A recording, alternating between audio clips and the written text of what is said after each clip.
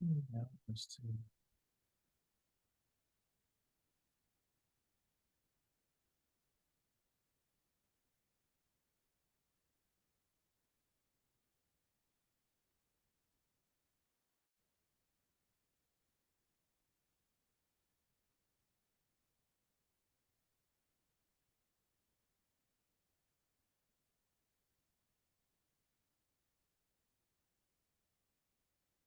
Hello. Let me just.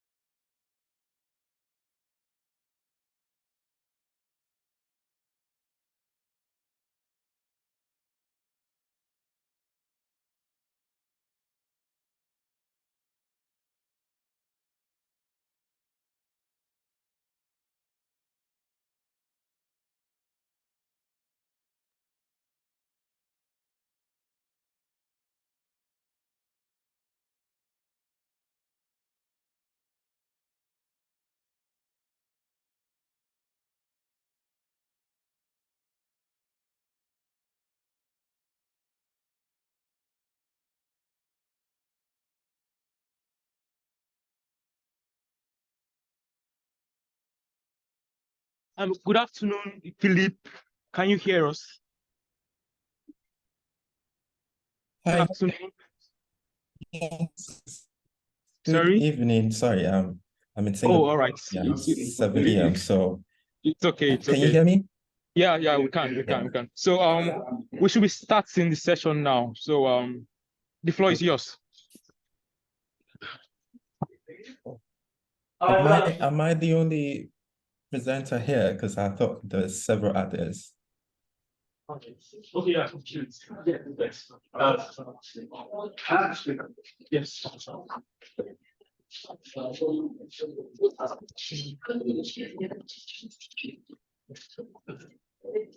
Hi, good afternoon, everyone. So you're welcome to the session titled Of Street and Streeters, New Horizon in African Urban Space Politics.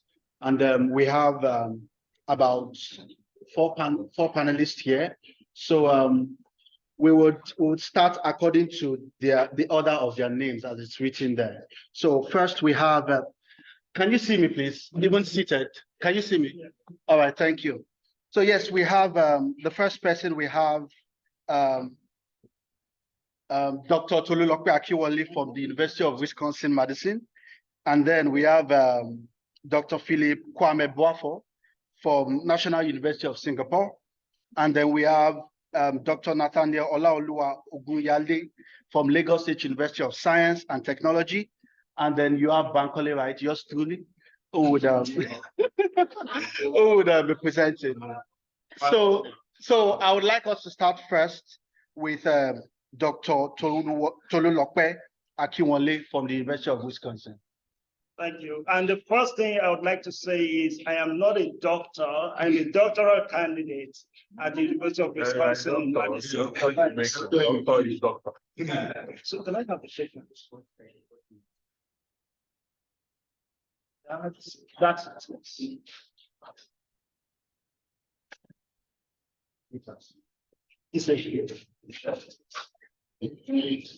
yes.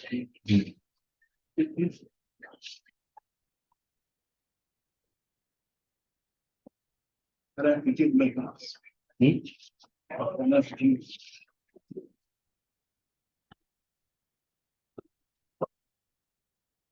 So good afternoon, everybody. The title of this paper is Streetscape, Dreamscape, Shifty Personages and the Post-Colony. The impression I wish to give with the first side of that title, Streetscape, Dreamscape, is that the street is a broad stage on which dreams interact, albeit crudely.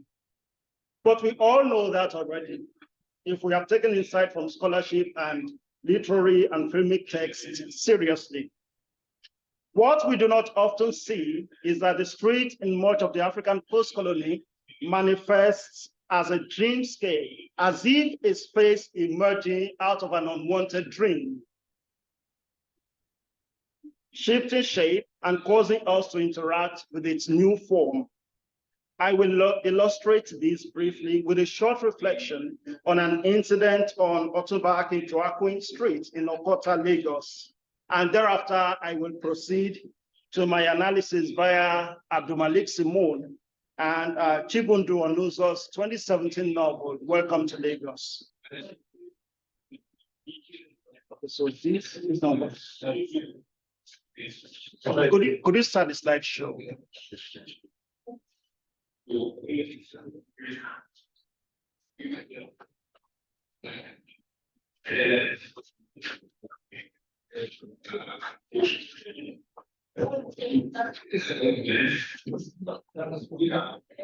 Last year, I lived on Otunba Akin-Joaquin Street in Okota. Like the many other streets that run off of the main road like tributaries, a large gate stands at the entrance onto the street, guarded at night by 3 able-bodied young men, and in the day by 1. On streets like, so that's Otunba Akin-Joaquin Street, that yellow strip you see right there at the top there. On streets like Otunba Akin-Joaquin Street, shops and houses sit cheek by jowl, and close to them, shallow gutters run across one side of the street. The street bore traces of tar that were no more. And so on rainy days, the streets become rivers.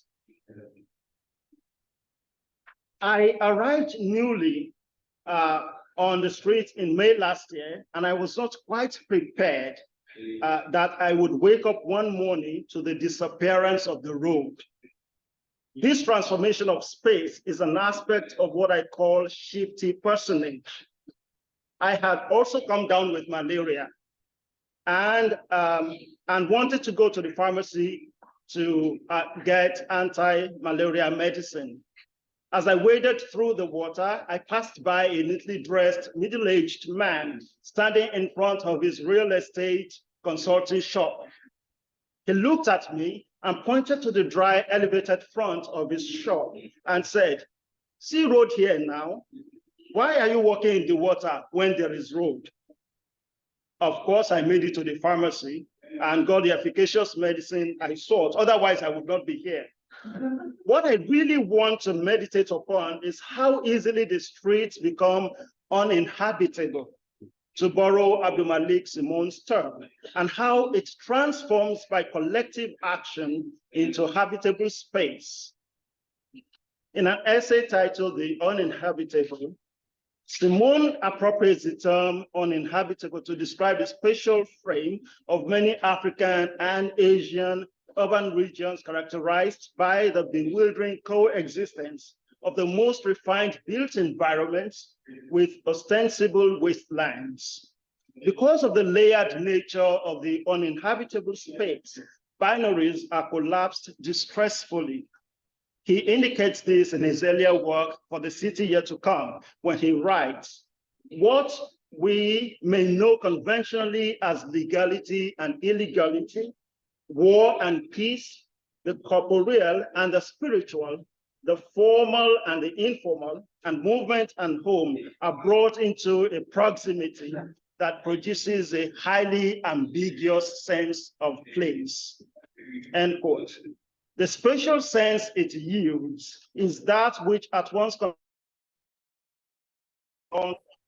bureaucratic ineptness, improvised deals, and massively skilled distributions. The majority of inhabitants still largely rule their own worlds, end quote. This situation describes the urbanscape of Lagos, which Chibundu Onuzo renders in Welcome to Lagos. The somewhat picaresque novel follows 5 characters who come to Lagos fleeing various forms of trouble in Bayelsa, the oil-rich theater of a battle between the federal government and the youth of the Niger Delta over the oil of the region. Chike and Yemi are soldiers stationed in Bayelsa to fight against the irate youth bent on keeping the government away from the oil in the region, but both soldiers are overwhelmed by guilt and resolve to desert the army. Fine Boy is a member of the Niger Delta rebel youth who also deserts his camp. Isoke has lost her parents in the battle, and Oma flees from an abusive husband. The 5 are thrown together, and because they do not know anyone in Lagos, they bond quickly, becoming a group of urban flaneurs. Homeless and destitute in Lagos, they sleep wherever the night finds them. For a while, they make home under an overhead bridge inhabited by area boys until Fine Boy discovers the underground, well-furnished hideout of a corrupt politician declared wanted for embezzling state money. They find the money and begin the charitable work of renovating schools across the city until the government finds the hideout, expels them, and arranges the assassination of the politician. Thrust again onto the street, they find themselves under the overhead bridge that they had earlier bidden good riddance. They are saved from the street ultimately through the intervention of an idealistic newspaper editor and founder, whose affluent parents take in the 5 strangers. Excerpts from the fictitious newspaper intersperse the narrative, providing a dispersed subtext for the narrative of the travails of the central characters. I am drawn to the moment that the 5 find home under an overpass. When they arrive under the overpass, they discover that it is not a free space belonging to the city so that any inhabitant can lay claim to it. They must pay a fee to a chairman, the man to whom other thugs under the bridge defer. Chairman is the stock figure of the street thug, I quote. Chairman was a middle-aged man with a torso running to flat. He must have been a prize fighter in his day. Past battles were mapped onto his arms and chest, archipelagos of scar tissue, marks of a life spent in violent straits. A barrier of testosterone milled around him. These boys would move instinctively on Chairman's order, a show darting with one mind. end quote. Fine boys' street wisdom earns them a discount, but the exchange between both men reveals much more. When chairman tells them the amount of money required of them, he mentions that the money is for security. I quote him, "We are stopping armed robbers and bad people from coming to this place."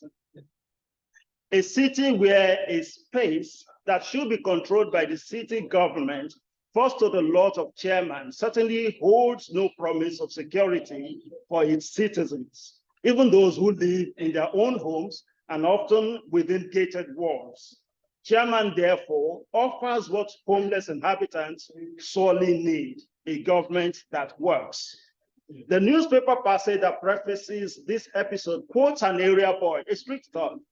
I quote, "Nobody dey steal for here. Under the bridge, our government dey work." End quote. There is a note of triumph here, a suppressed boast, a taunting of the government. Security, capaciously defined, necessitates chairman's commanding presence. He must loom large over the space to ward off robbers. He must also display bodily testimonies of having been tested by the streets. He must wear his scars proudly for those quote and unquote archipelagos of scar tissues, warn intruders of the fate that awaits them should they dare to step onto his territory. The area boy quoted by the newspaper activates a negation of his lexical choices. By indicating a functional governmental network, he indicts a dysfunctional government network of the state. The area boy thus demonstrates an understanding of the work of the state government. Quoting the area boy's notion of governance and subtle indictment of the state government invites a thorough investigation of the state. This realization is reminiscent of Tejumola Olaniyan's note in his introduction to the edited volume, State and Culture in Post-Colonial Africa, Enchantings, that any serious consideration of crisis in the African post-colony and anywhere else must pay attention not only to formally articulated responses to it, but also to responses emanating from the governed large masses and the popular realm in which their expressive labors in work or play are most immediately manifested. In the imagination of the social castaways or the thoroughly impoverished that inhabit the uninhabitable space below the overhead bridge and on other streets like Otumba Akinjoaquin Street, the space is their republic, a contrarian territory located within but operating in contradistinction to the state government territory. And it will certainly stand us in good stead to begin to pay close attention to their expressions for generating new ways of reading the street as space for dreaming otherwise. Thank you.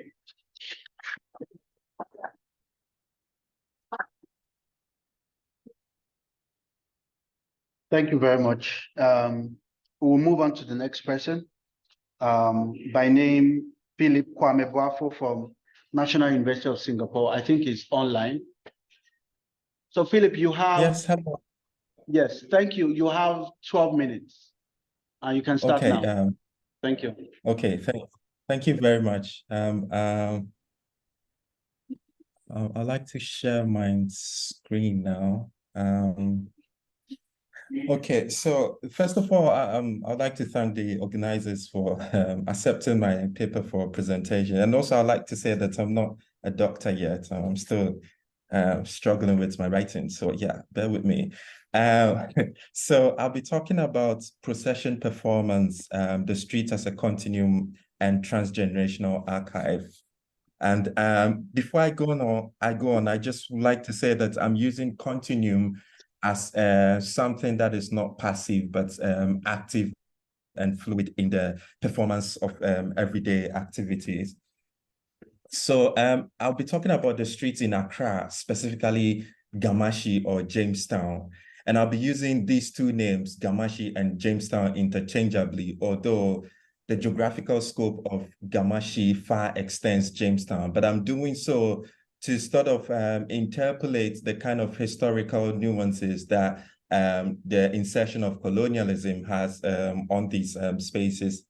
So the nature of my presentation is I'm going to give a preliminary offerings by way of a vignette to sort of tease out the various scholars that I'm thinking with in relation to my paper, and also sort of to ground my understanding of the street and what it means. Then I'll talk about procession, which is my main focus. And then I will go on to talk about some of my arguments, and then hopefully I will conclude.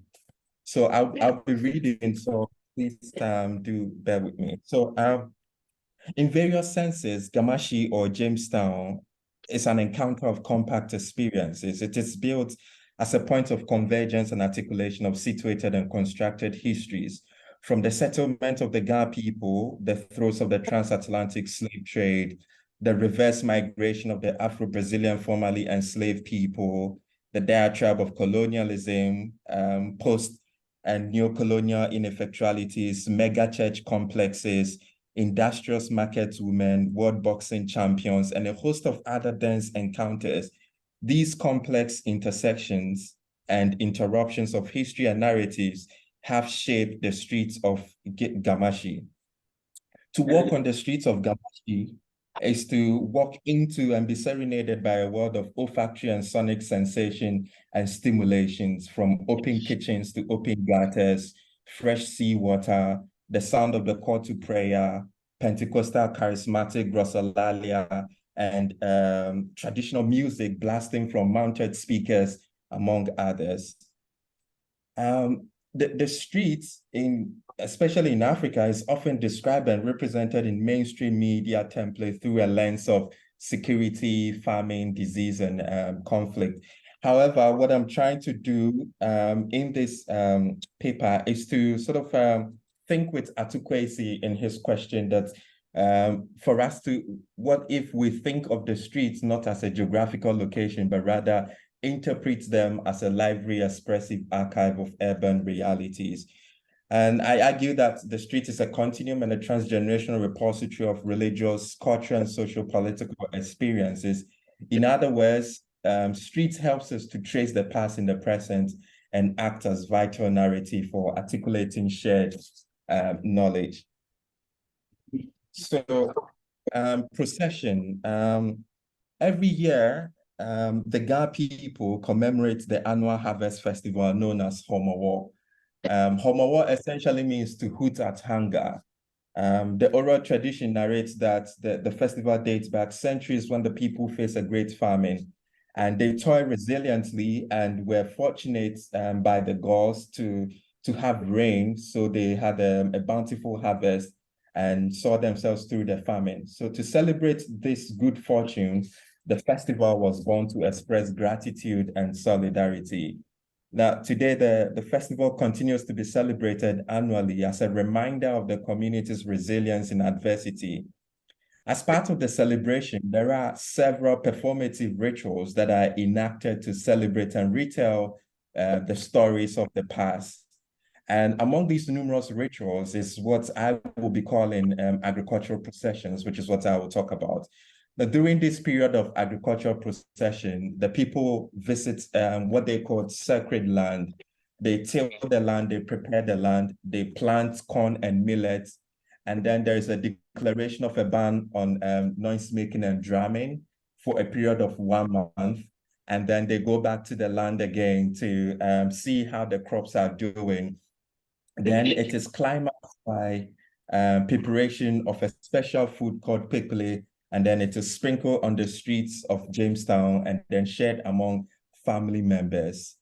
In these processions that I discuss in this paper, I am immensely interested in their agency, materiality, and performativity in intergenerational knowledge production. Also, I want to explore the context of the streets and its pertinence or otherwise in evoking historical memories. So to start off, during the various processions, young people learn about migratory stories. The older generations narrate how the Ga people migrated from Mizraim or present-day Egypt along the Nile River through Sudan towards Cameroon and further to Ile Ife and later downwards to Aneho before finally settling on their present location in Accra. This practice of storytelling and street gossip becomes a means of disseminating generational stories about the migration of the Ga people.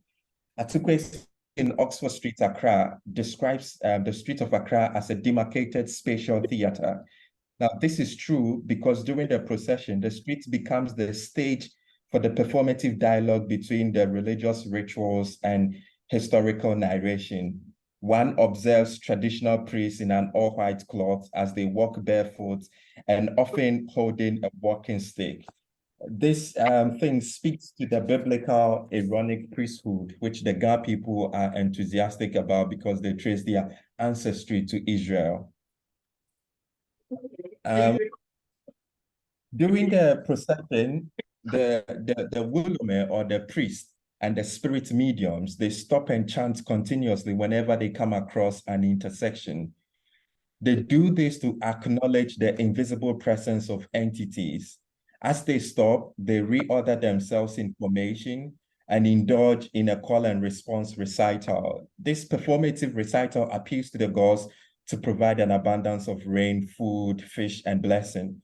The Ga people recognize their interdependence on the ecocosmos and believe they must maintain a harmonious relationship with the ecosystem and the divine. As a researcher of African knowledge production, the notion of intersection allows me to think beyond tangible and visible entities.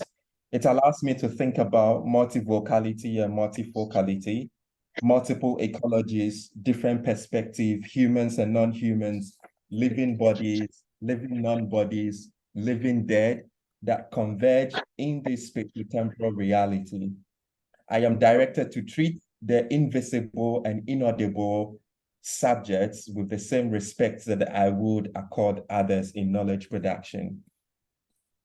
So during the procession, we come across various winding alleyways. At the same time, we also see boxing gyms and double-story architectural structure of Jamestown.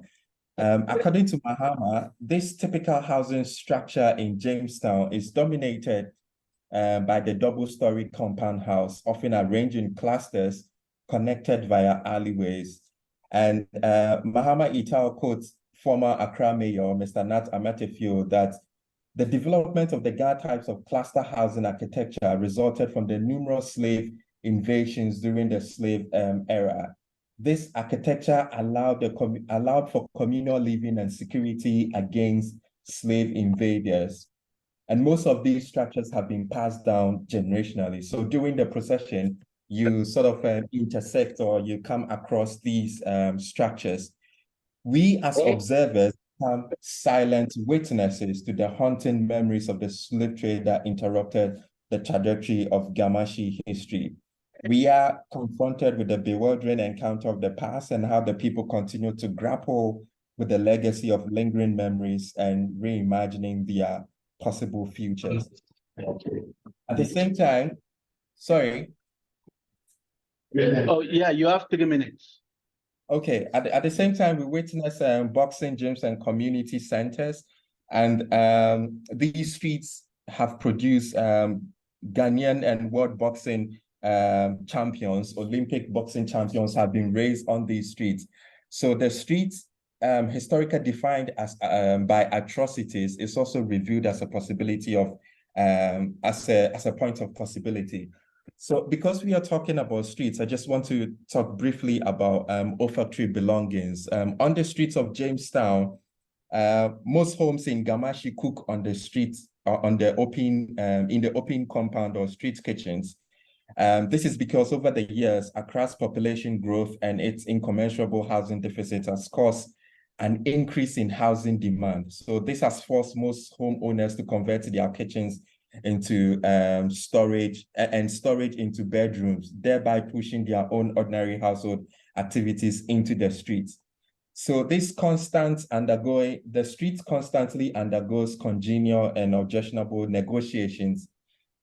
The capacity of the streets to sort of transform from a point of commute to a point of hosting everyday activities makes it accumulate different knowledges at different temporalities. Thus, we understand the street as a place for mundane realities while entangled with historical and political experiences and narrative. It is therefore not passive, but actively and fluidly performs in the everyday socialities of urban life. Perhaps this is what made Atukwesi ask us to think about the streets beyond geographical location and instead as an expressive archive. So by way of concluding, there are currently discussions about spatiality in African studies and urban studies, which evokes topics of multiplicity and relationality. And I think that processions in Gamashi it's a way for us to begin to think about these burgeoning ideas, or it allows us to think about these burgeoning ideas. As I have demonstrated, the streets of Gamashi is shown to us as an archive that is asphalted with performative, relational, and discursive narrative. Walking with procession, the street becomes a continuum, a transgenerational repository of history and socio-political expressions. Thank you. Thank you. Thank you so much, Thomas. Thank you so much, Kwame. We move to Nathaniel Olaoluwa Ogunyale from Lagos State University of Science and Technology. Welcome, sir. The title of my paper is Kolo Mentality, Continuity and Change in Urban Ikorodu. Can we have the slide?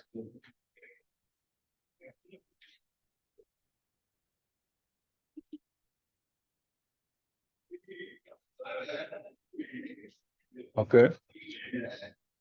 This paper discusses the impact of colonial influence on African urban space and culture, with a focus on Ikorodu, Lagos, Nigeria. The objective is to examine foreign influence in residential building designs in Ikorodu, Lagos, Nigeria, with a view to highlighting its significance to the community. Next slide. Next slide. Now, I'm going to provide the overview of the foreign influence in Africa and its impact on urban space and culture. Foreign influence has had a significant impact on African architecture and urban space throughout history. We have colonial influence exhibited in architecture. Examples can be seen in Lagos, Dakar, Nairobi, and many other African cities. We also have Islamic influence in architecture when we have mosques and praying houses with domes and what have you. These are also in Nigeria. They are in Timbuktu, Zanzibar, and other places. Then the Chinese influence is also noticed, especially in Kigali and Addis Ababa, where Chinese are taking over infrastructures because they are financing such buildings and they are using their tradition to construct those buildings. Then generally, we have modern and international style that has taken over when it comes to architecture all over Africa. Then there is what we call contemporary trends. This is also noticeable everywhere in Africa. Among the, next slide, among the Yoruba of the Southwest Nigeria, the British, Brazil, and Sierra Leone inspired building styles are popular at a time.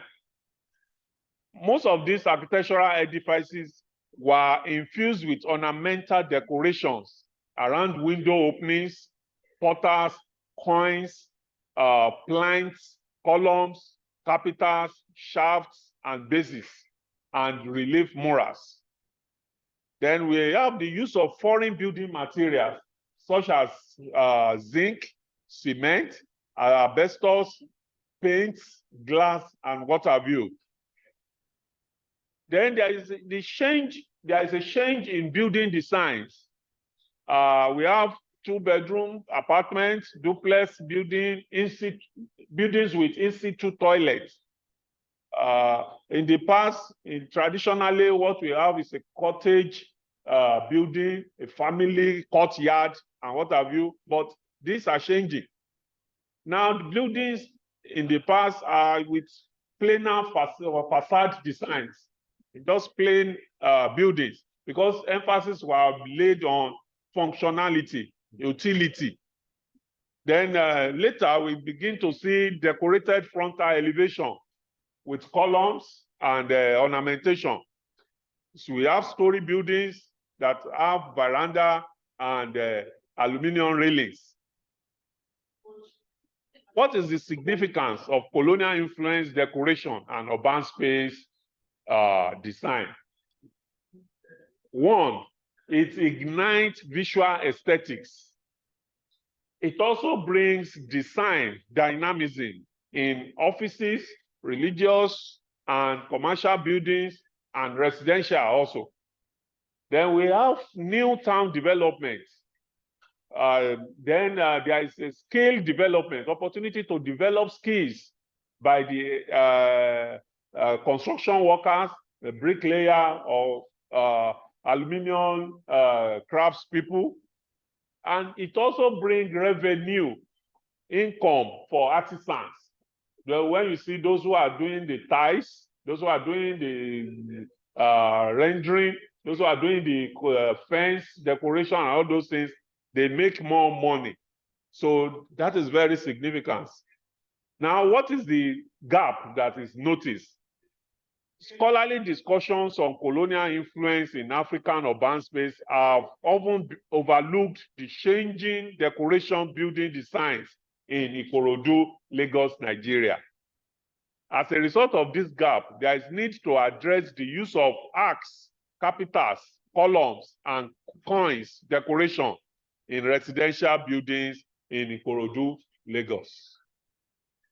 Now, let us look at the traditional versus contemporary building designs. The traditional designs are very rich in diversity with the use of indigenous architectural styles and materials. The use of decorative carved doors, caryatids, and mural decoration, which were found in the Palace of Kings, cannot be overemphasized. Such decorations in sunk relief images of symbolic importance were made in the Alaafin's Palace in Oyo and other locations. We have mud, cement, plaster. Later, we have non-decoration facade in the traditional setting. And when they want to use pillar or column, they use wooden pillar. There is no wall ties, and they don't use coins in the buildings. But the contemporary styles that are observed in the Ikorodu urban space, they use ornamental arcs, they use coins, they use capitals and columns, they use iron gates, ornamental, perimeter fencing, ornamentation, ties, decoration, aluminum railings, aluminum roofing tops, and the unique paintings with satin paints. And they also make use of plaster of Paris, POP. This study focuses on Ikorodu city in Lagos State. Ikorodu is known for its many estates that are spreading and springing up all over the city. Specifically, the use of ornaments in residential building is gaining widespread acceptance in Ikorodu. The close proximity of Ikorodu to the sprawling eyebrow Lagos city center makes it the fastest growing suburb near Lagos metropolis. As a city in Lagos State of Nigeria, Ikorodu is bounded with Ogun State and is also affecting the development of Ogun State. It is located along the Lagos Lagoon and in northeast of Lagos State. The contributions to Ikorodu urban space. We want to look at the impact of the new designs on the overall aesthetic appeal of Ikorodu community. The impact is on beautification grand facade, arcs, ornate detailing, use of concrete, cement, and aluminum railings, domes, arcs, intricate tile work, art and economy. As the building are becoming artworks, it's also bringing money and revenue for the owners and the construction workers. Calligraphy and shopping malls are springing up that are unique in design. It also brings inclusivity in modern architectural trends, and it's an empowerment for artisans and construction workers. It also leads to urban planning, functional designs, and development of modern estates. For example, residential facade ornamentation with semi-arc shaped moldings in Ikorodu can be seen. This is another residential facade decoration with arc windows and arc veranda in Ikorodu. Ornamental arcs in residential buildings in Ikorodu. Note the lower bottom decoration with ceramic tiles. Then we have residential facade decorations with arc entrance on a twin column in Ikorodu. Note the decorated arc windows on both sides of the facade. The use of capitals, columns, and bases in residential buildings is also noted. This is a building that is showing the use of 3 rows of columns with capitals and bases. The Corinthian semblance in ornamentation in the capitals can also be noticed. Residential facade decoration showing the use of pilaster with the base not touching the ground floor. Note the mini columns decoration, capital and base. Here is the use of coins in residential buildings. Note the arc window frame decoration. Here we have residential facade decoration showing the use of coins with horizontal designs. There is the square window frame decoration in that picture. Then we have residential facade decoration showing the use of coins with horizontal design. This has brought status symbol to the community. An architect of the past, whose name is Luz, said ornamentation was a fraud. Because of that, people abandoned the use of ornamentation. But later, they brought the ornamentation back, and it's now seen as a status symbol. The acceptance of foreign influence is reflected in the changing Ikorodu urban space. All buildings are now situated in an estate of the rich. The status symbol show off by the owners is exhibited. So what are the benefits of the new building designs? Creative expression, increase in social value, source of income, skills development, youth employment, contribution to the well-being / psychological health, repeat performance, and recognition. Ikorodu urban space reflects a dynamic mix of continuity and change. We have traditional buildings, they have their areas. We have conservative buildings, they also abound. We have progressive building design. We have foreign influence. And we also have hybrid designs, such as using columns, using coins, and capitals, columns, and bases. All these are intermixed, and they are now prevalent in Ikorodu.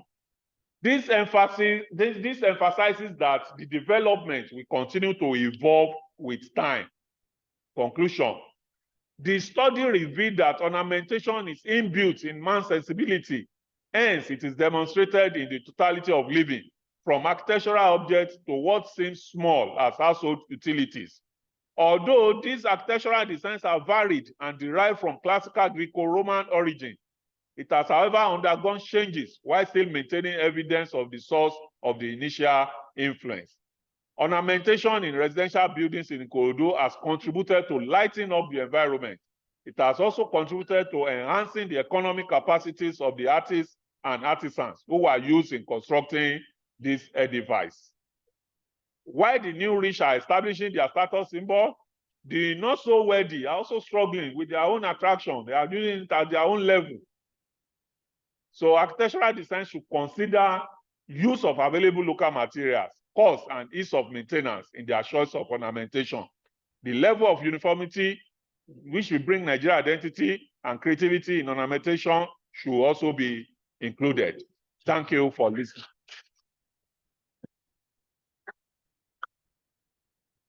All right, thank you very much, sir. So we'll be taking the last presentation now by me. So I would like to please, can you Richard?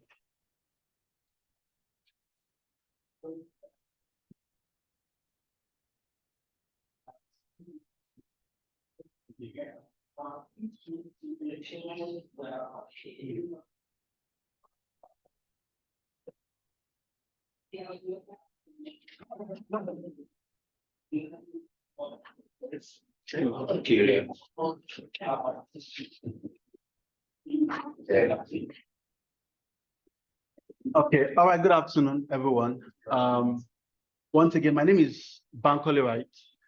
I'm a sociocultural anthropologist from Florida International University, and I would like to share my thoughts. So in 2019, I saw a particular documentary by Tolulokpe Adigbotel, titled Our Boys. And since then, my fascination about streets began. And then I decided to think about certain issues and certain realities that I consider quite fascinating, especially within the context of the street. And then for today, I'll be talking about an idea which I titled She Emewa Kere Ninu Ayeni, Politics of Space, Nigerian Street and Popular Culture.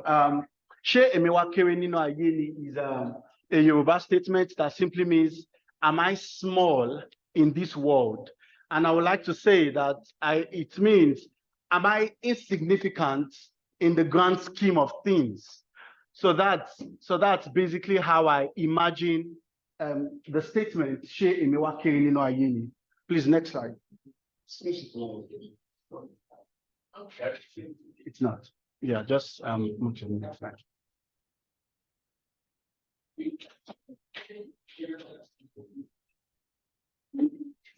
Okay, yeah, basically I'll just move. So when Jane Jacobs, one of the foremost urban scholars, I'm fascinated by that statement because although she made that statement a long while, she said, when you think about the city, what comes to mind? It's streets. Although she was thinking about the physicality of the streets, but I also consider this a very important statement because it goes beyond the physicality of the streets to foreground the people as well, which I, in this presentation, would refer to as streeters, basically. So here I provide the basic context. And when we talk about urban studies, when we talk about Nigerian streets, we always look at it from the context of what's called the physicality. First, we begin with the urban planning, architecture, and of course, how these kinds of physicality impacts development and everyday livability of individuals. Next slide. Yeah, next slide. Also, moving beyond the physicality, we also talk about issues of violence, issues of homelessness, survival, crime, poverty, as though we now consider African streets as a hub or a space of different kinds of negative stereotypes. Our life should not be in that sense. And then what's quite fascinating is when I talk about my research that I'm studying African streets, I hear statements of safety. Is it safe? I hear statements of, okay, what kind of people are you looking at?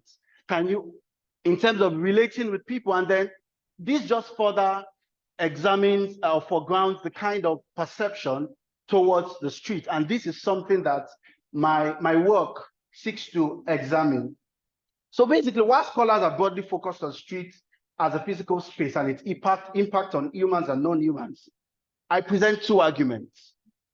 The first one, Nigerian streets, broadly African streets, must begin to, scholars of these kinds of conversation, must begin to look beyond the physicality, beyond violence, beyond negative stereotypes that characterize the streets. And for me, focus on the streeters themselves. That is, people who embody the street and find their identity and agency in, of, and from the streets. And like I said earlier, I will be using the word streeters to refer to these people because the idea of this presentation generally is to help us to see them as human beings, to help us to see them as people with agency, people with subjectivity that need to be studied, basically. And then the next conversation is, okay, while we begin to see them as streets, it's as streeters, as humans, it's also important to situate them within larger knowledge politic of urban conversation. And that's where I got the idea of Shea Emiwa Kirinino Ayeni from, because I'm trying to say that the streeters are not little in the grand scheme of urban imagination, in the grand scheme of urban perception, basically. And I turned to visual anthropology because I've not really done so much on the field as an anthropologist. And then I turned to visual anthropology. I decided to use Tolulokpe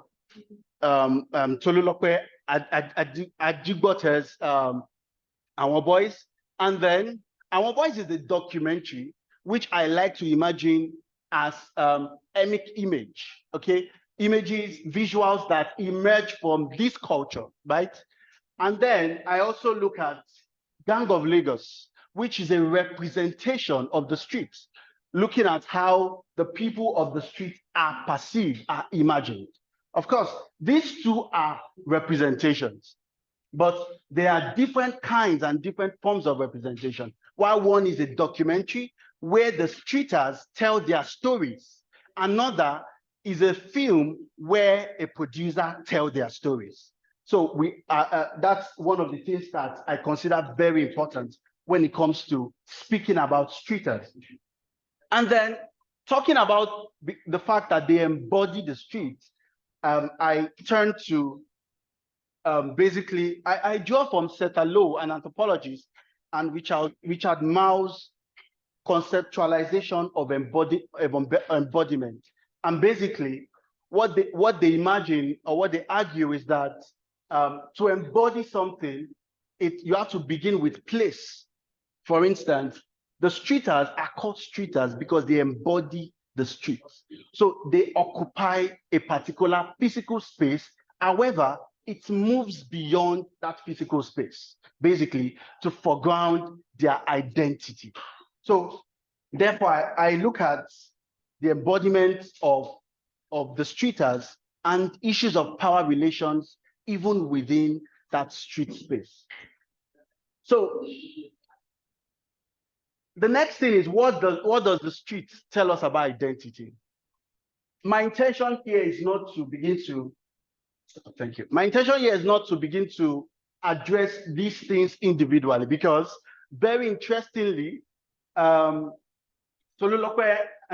Akinwole has already spoken about dreams and aspirations, which I found it quite very interesting, and also creativity.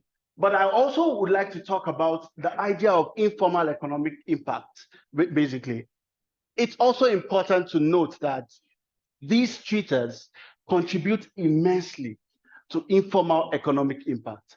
In fact, one of the events, or one of the things that I saw in Gang of Lagos was how these people set up gamblings, right? Bets using cows to play games. I consider that an expressive culture of the streeters, basically, because beyond the fact that it's betting, it helps to show how these people create and maneuver their own spaces within broader context of street and within broader context of the economy. And then I also like to, this reminds me of Daniel Ajigboa's paper on a book on They Eat Our Sweat, which talks about the transport people. And then you begin to see how the people of these streeters, of course, within the context of transportation, are imagined, their agency, their identity. I feel like this is a very important aspect. And then motherhood. I consider motherhood very interesting, even within the street, because based on Gang of Lagos, we see two kinds of motherhood within the same street. The mother of Pana, who basically has experienced different kinds of challenges, but has considered herself a mother of the street. It has become her own identity. And then we also see the mother of Obalola, who is trying to distance herself from notions of the street. And then she tries to look for ways to escape a particular identity that she considers negative, that she considers a negative stereotype. And we see how these measures, of course, further helps us to see how it complicates notions of motherhood, because through her actions of taking a son to the church, she loses the son eventually, basically, and that also helps us to look at the complexities of motherhood within the streets. And then masculinities. I turn to our boys. While we have motherhood in Gang of Lagos, we see masculinities, forms of exerting agency as a man. And then what I find quite interesting is the relationship between these treaters as fathers towards their children, how they begin to reiterate the fact that most of the things they are doing, in quotes, are for their children, to give their children better lives in that sense. And then one of the statements one of them makes is, I am basically here so that I can give my children better life. The studies, the education that I couldn't achieve, my child would achieve it. So this also speaks to dreams and what's it called, and aspirations. And then lastly, of course, language. We see how the street uses language. Significantly, Gang of Lagos, there's a particular statement, it says that a son of the soil does not betray the other. That shows brotherhood. That shows unity. So basically, these are the kinds of things that the street help us to understand about identity. And I would like to comment on the idea of violence. Of course, we know that violence is one of the prominent issue that has been viewed within the street. However, I would like us to rethink the idea of violence, and then joined from a particular criminologist, Svenong, who talked about street capital, although he looks at street capital from the context of violence and gang membership. But for me, I look at street capital differently. I look at it, of course, I try to reconceptualize the idea of street capital. But for me, I see street capital first as the consciousness inhabited, embodied by the streeter. It is first internal before a manifestation. And then regarding violence, I consider violence based on intense marginalization, as we see in Gang of Lagos, basically. So producing street knowledge, questions of representation.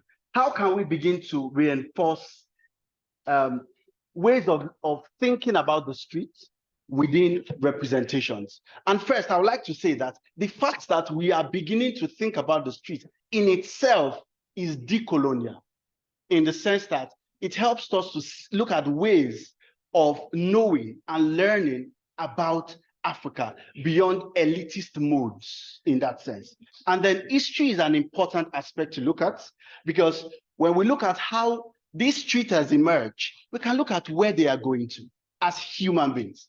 And these kinds of history, I would say that when we focus on history, when we look at history, then we will be able to account for authenticity in representations of the streeters. And then I also talked about the need for grounded methods, looking at the street first as a way. The street should help us think of ways, think of methods, not imposing methods on the street. It's grounded then up, not the other way around. Thank you for listening.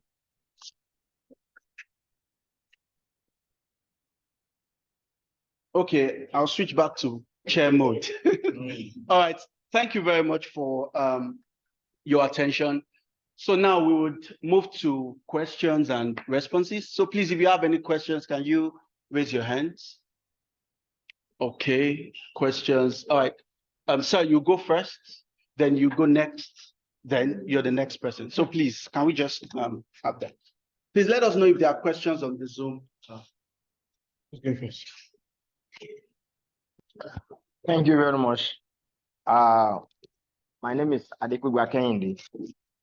I want to comment on the third presentation, Kolo mentality, continuity and change in urban Ikorodu. I think the paper is interesting. And I only want to ask the presenter, what is the relationship between Kolo mentality and the content of the paper? Because Kolo mentality, I don't know whether he has defined, I came in late anyway, maybe he has defined it, but Kolo mentality kind of indicates something negative.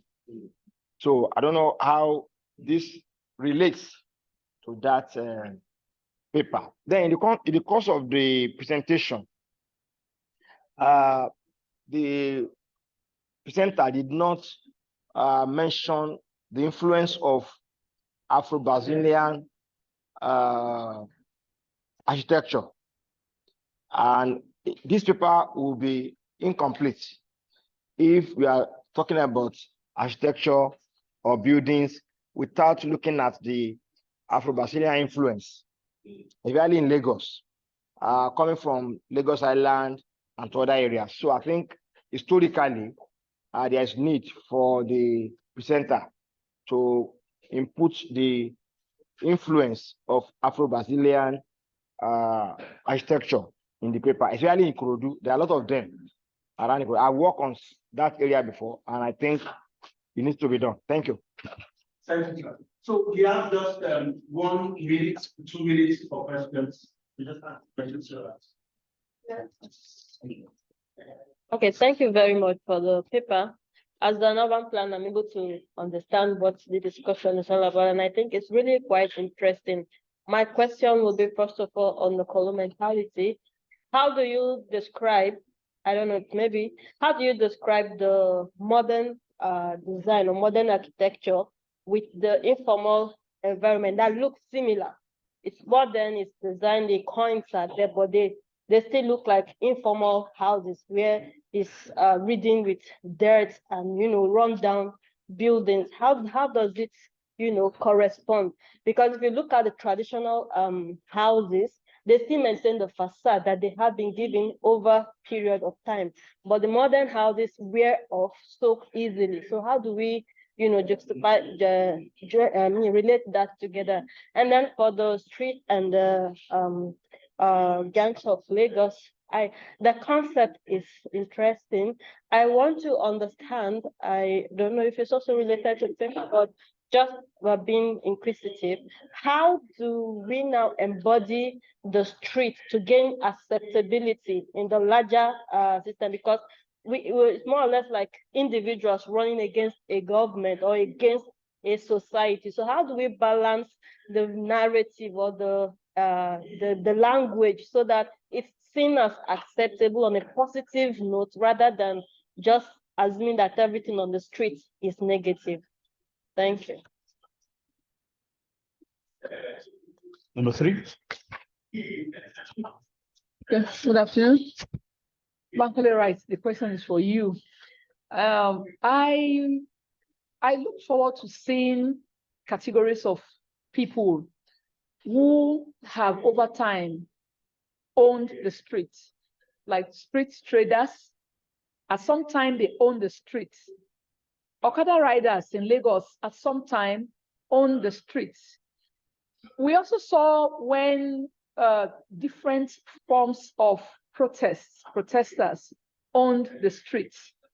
So I'm just thinking, what things made people, categories of people, own the street and really own the street at those times when they held sway? And then it's as if something also comes and sweep them off their place of authority or power at that time. And as they are going, another group or category of people are coming to own the streets. just shed some light on it for us. Thank you.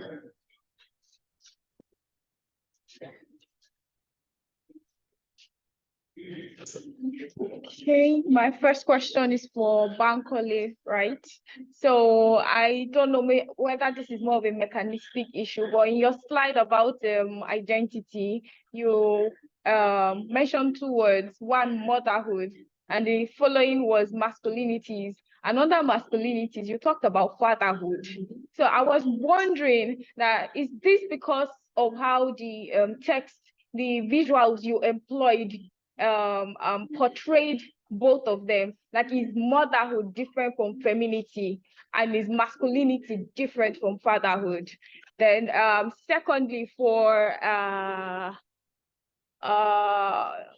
Mr. Nathaniel, yes, oncolo mentality. I was just wondering if the street ideas, the way that the people of Ikorodu view their building is in the way that you interpreted their buildings. What I mean is that are they aware that these designs are actually colonial mentality, or this is like an academic interpretation or deductions of their buildings? They might just want to aspire to modernity and a better life, you know, without a consciousness of colonial mentality in their design. So I just wanted to clarify those 2 issues. Thank you. Any other question? You have a question? Yes. Hello, thank you for this very interesting panel. Actually, it's aligned very much with my own interest. So because I'm speaking from the standpoint of intersecting architectural planning with urbanism, with urban studies. So like I capture very well, you know, the reference when you cite about Malik Simon, you know, this kind of to understand how border infrastructure interact. So my question would be a general question open to all the panels, because on the title you talk about streets and streeters, and I saw that Dr. Bankole was trying to really conceptualize. You are speaking from anthropologist background, so you're really trying to conceptualize the streeter part. But then when we talk about streets, so the street has also a very diverse, you know, different forms in terms of materiality, like the agency of people came up out of the situated environment and which reflected through that diversity of materiality. I'm speaking of this because a person's everyday life goes across different type of streets, and that's how he changed the practice in this space, and also he changed actually probably the identity of, you know, how he performed the identity also changed. So this is one thing that I want to address, because you talk about the urban space politics, but in fact, I didn't really hear a lot about politics of space here in this session. And then the second one is about on your own title or on like all the speaking from the speakers, you talk about Nigerian street, you talk about African street, but then my question is like, because I myself write a chapter about the procession, the everyday practice of street actually in one of the biggest slums in South Asia. Then actually I find a lot of similarity when I was here. So I was my question, I would want to push you a bit more, you know, to thinking about when you talk about Nigerian street, African street, what actually do you want to state and do you want to frame? And what are the other differences, you know, between other global South countries? So that's my 2 more conceptual general questions. Anyone can answer, including Philip. Yeah, thank you very much. Okay, thank you very much. So my question, well, if we have time, I have other questions, but the question I'll ask now is to Philip. I really enjoyed the way you frame the idea of memory making and street procession, and I thought it was fascinating.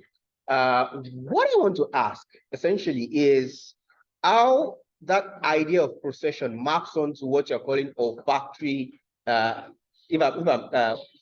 olfactory belonging. You know, there is something about belonging that inherently relates to the question of memory, right? So in one hand, it seems as if you've done a very important work in dealing with the question of memory making, intersection, then you have agricultural processions.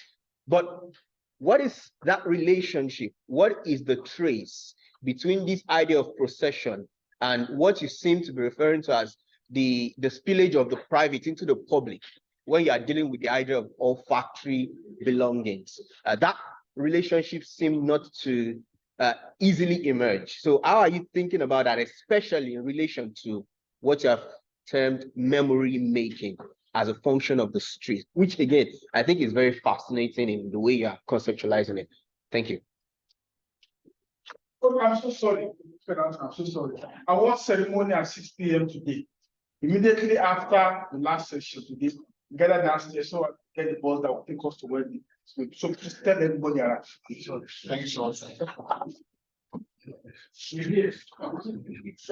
Yeah. Any other question, please? Okay, so I think what we'll do is let him answer this series, let them answer this series, then we'll take some other series again. Yeah. Okay. Yes, you start. Okay.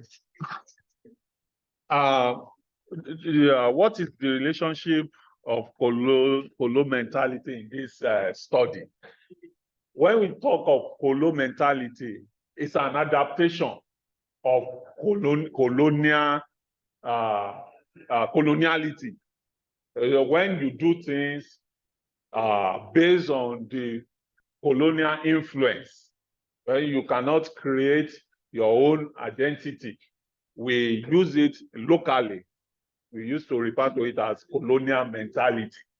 So when you see buildings, the designs that are exhibiting or showing colonial influence, we can refer to those type of buildings as buildings that have been affected by colonial influence.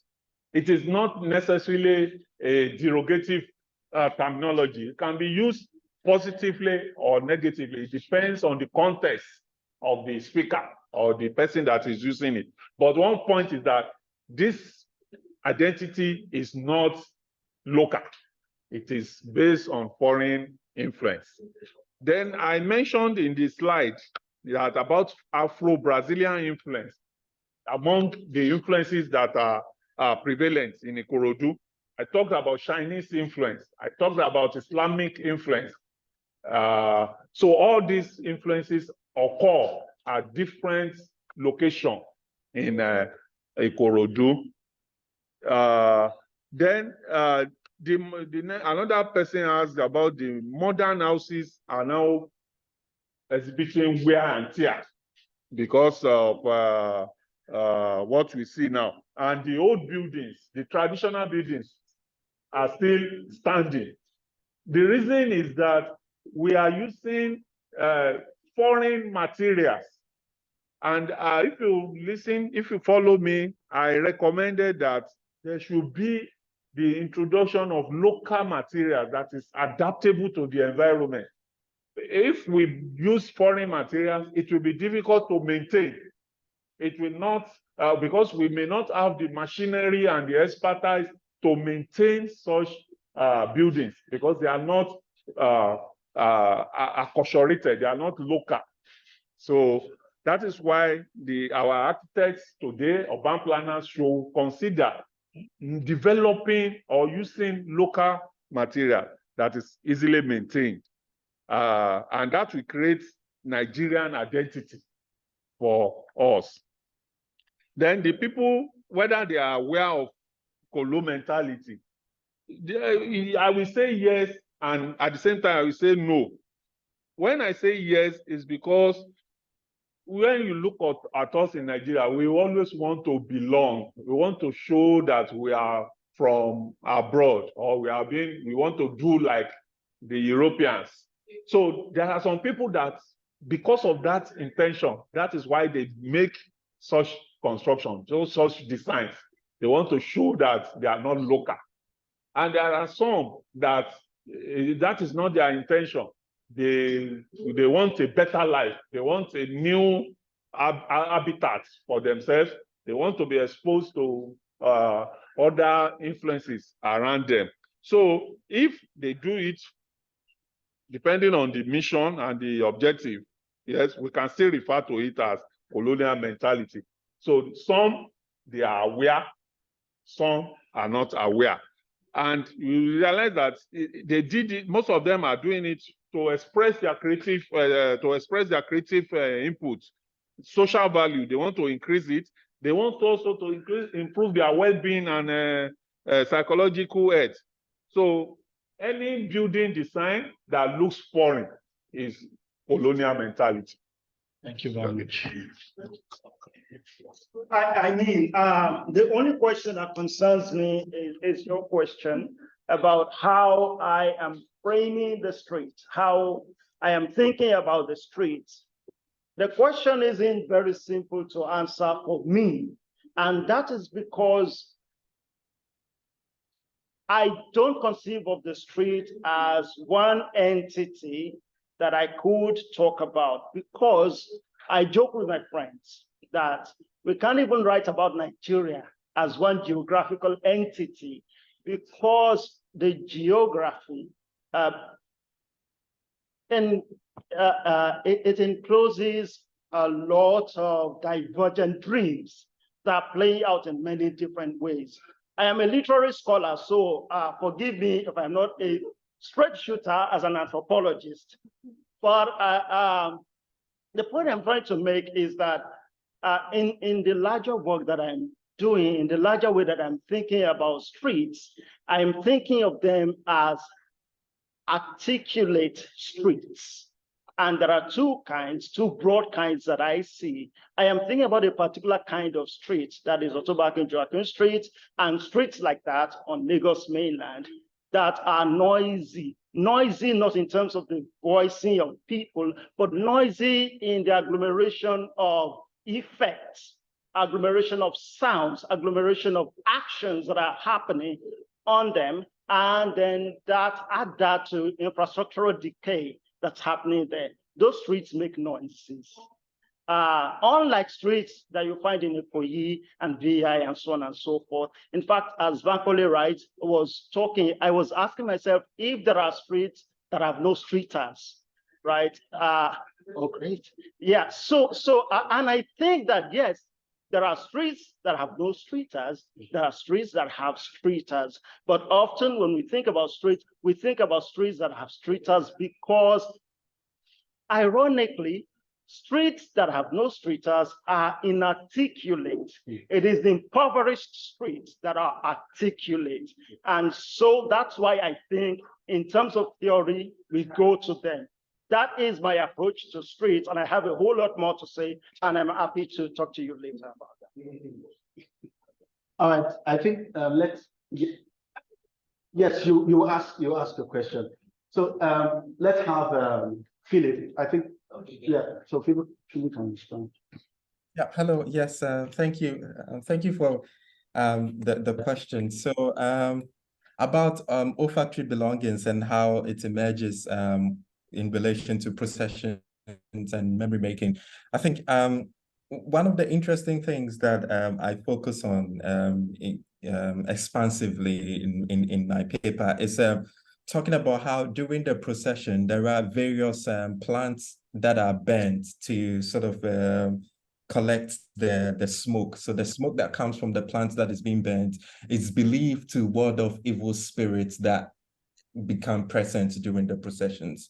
But at the same time, on the same street, there are people cooking on the street. So there is a confliction between the spiritual efficacy of the plants that is being burnt and also the everydayness of the cooking on the street. So this conflict between the spiritual essence of the smell and the everydayness of the smell that is being produced concurrently on the street is something that I talk about. And for people within Jamestown or Gamashi, the smell of the space it means something to them.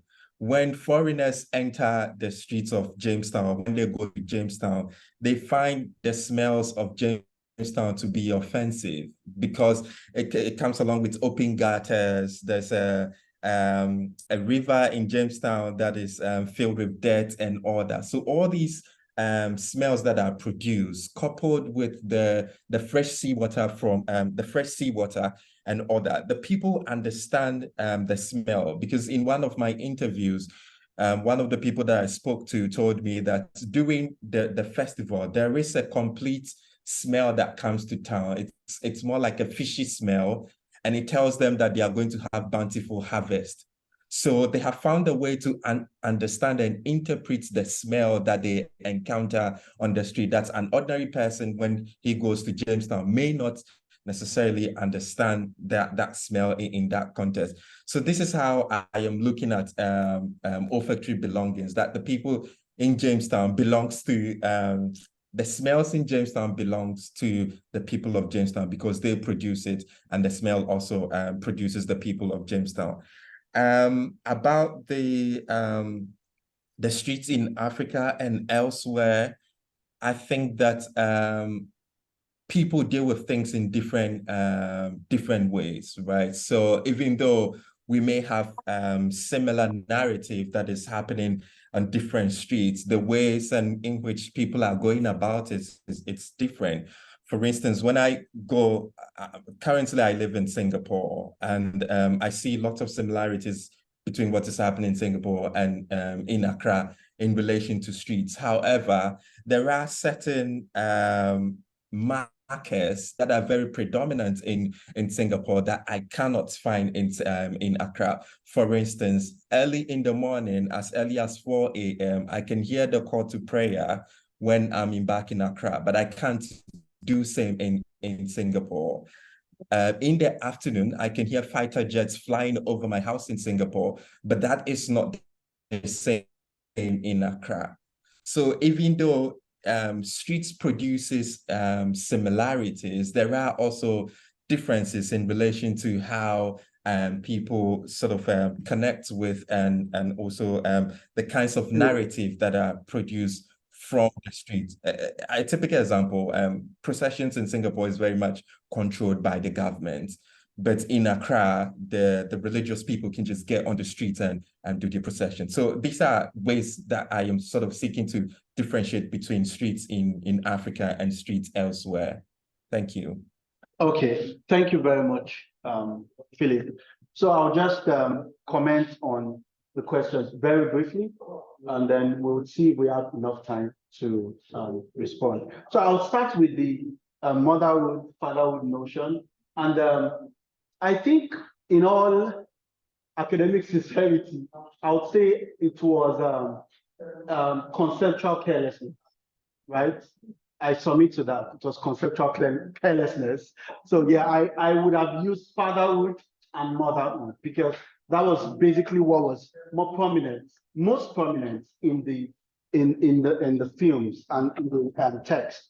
And regarding questions of how we can study these things, one of the most important things that I would like to say is that studies of the streets must be collaborative in nature. And when I mean collaborative, I imagine that you are not just getting knowledge from these people and use them. No, but you collaborate with these people because through collaboration, you also help to foreground their agency in that sense. For instance, Tolulope, the producer of the documentary, okay, did not use their knowledge. It provides agency to them because they are the ones telling their stories. They are the ones narrating these things themselves. So that's what I imagine in terms of producing these kinds of knowledge that would continue to, what's it called, help to foreground their identity generally. And then I'm really fascinated with the question of the categories of people because it also helps to understand that there are temporary streeters and there are permanent streeters. And then there are actually non-streeters who are actually users of the streets. That is also another way to think about it. Some people are just users of the streets. They do not embody, right, the idea of being a streeter in that sense, while some do in that sense. So this is another way of what's it called, studying, right, of gaining understanding on this set of people, of course. And then you talked about situated environments, yes, and then the idea of politics. Okay, in my presentation, one of the political things that I talked about was within knowledge politics, situating streeters, African streeters, Nigerian streeters within Nigerian, of course, broadly African knowledge politics, which is in practical sense doing collaborative work with these people to properly and to foreground knowledge. And of course, we still have to face issues of who are the streeters themselves, who owns the street. Of course, one can only understand that when we, of course, collaborate with these people in that sense. And then someone asked a question about how I interpreted the visual text. So I did not intend to go deep into analysis and codification in that sense. All I just did was to use the text as a case, basically, visual text as a case for what I was imagining, for my imagination, basically. But I wasn't definitely going into the idea of codification. Although within anthropological context, I would argue that our boys provide some sort of ethnic perspective because it emerged from these people's culture. And I mentioned that earlier. Wild Gang of Lagos provides sort of representation in that sense because it's a filmic representation. And then, yes, I think I've been able to make one or two comments on that. Unfortunately, okay, please, we'll just take one more question and then, yes. So one is the situation. I want to lead to Kwame about his presentation, and I will share the way that he could possibly enrich his literature in the area of possession performance. In the picture you displayed in the slide, I noticed that the picture of the possession performance in the street had gender altering in it. Now,